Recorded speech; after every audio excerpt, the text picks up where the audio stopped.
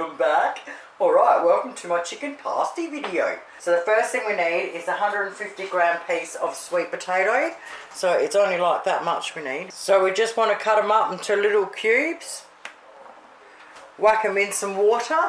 Put them on to boil. Now we want to boil it and we want to cook it, but we want to cook it until it is just cooked. We don't want it to go mushy when we mix it up for our pasties. Once it starts boiling, it literally takes a couple of minutes to cook. So when we've got that just cooked, you want to put it in a strainer. Now we're going to sit it there and leave it aside until it goes completely cold. While we're waiting for that to cool down, we need one small onion and we need to chop it up really small. Put it in a bowl and set it aside. So the potato is completely cold. We want to preheat our oven to 180 degrees Celsius. We want to get out a cookie tray with some baking paper on it ready to go. We want to get 2 sheets of frozen puff pastry out and start thawing them out. So while they're thawing out, we want to put 250 grams of chicken mince in a bowl. We want to put our 1 small onion we've chopped up nice and small into the bowl.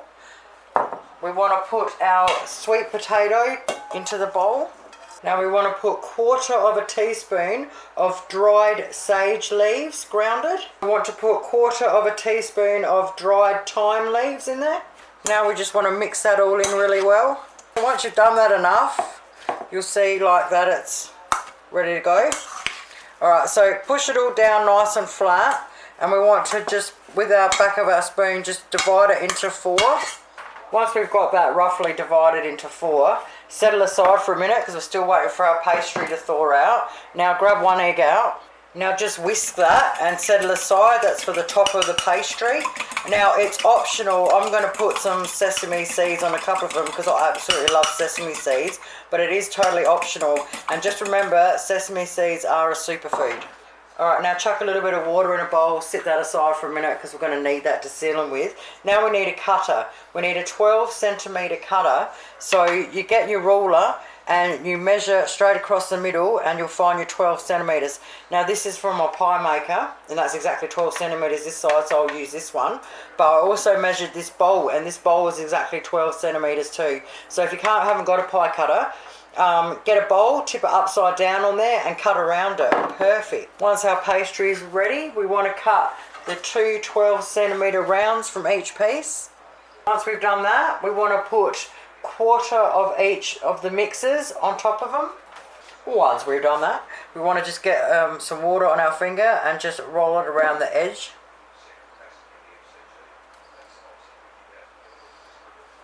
Now just pull it out. Pick it up like so, fold it over, push it down to the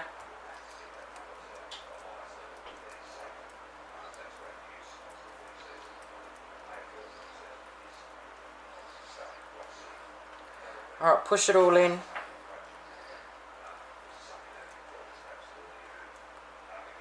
Just keep messing with it until you can get it right in there.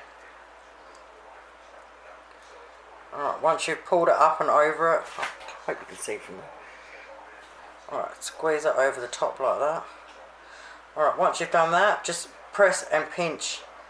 And just pinch the whole way along.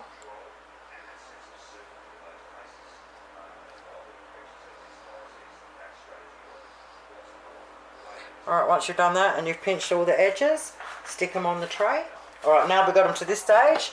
Either get your pastry brush out or your fingers and rub on your egg. And optional is a sesame seed, so I'm going to whack them on 2 of them.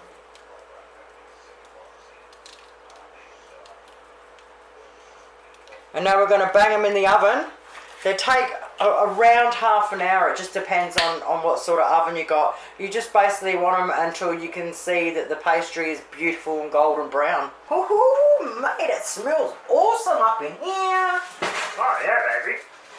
Oh, exactly 35 minutes in my electric oven. Well, there you have it, you awesome people, you. Homemade chicken pasties. You can't beat them, mate. Oh, they're so mourish, it's not funny. So, okay, if you, just before we put them in the oven, once you've done them all, you've made them up, if you want to wrap them singly in Glad wrap, you can chuck them in the fridge for up to a couple of days and just pull them out, unwrap them, put them on your trays and cook them when you're ready. Or you can wrap them up and freeze them.